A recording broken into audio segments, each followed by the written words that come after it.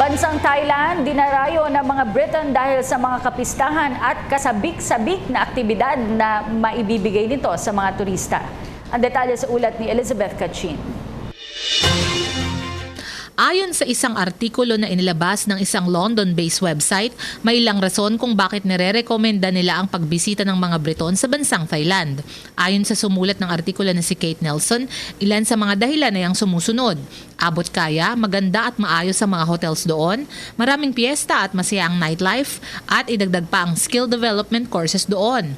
Dagdag pa ni Nelson sa kanyang artikulo na matutuwa rin ang mga bisita sa Bangkok kung saan andoon ang Koh Phangan na kilala bilang lugar na pinagdadausan ng full moon party.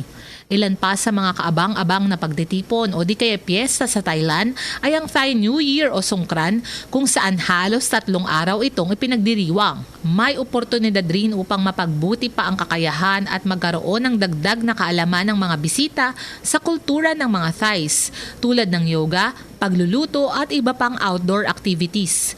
Para sa PTV News, Elizabeth Kachin.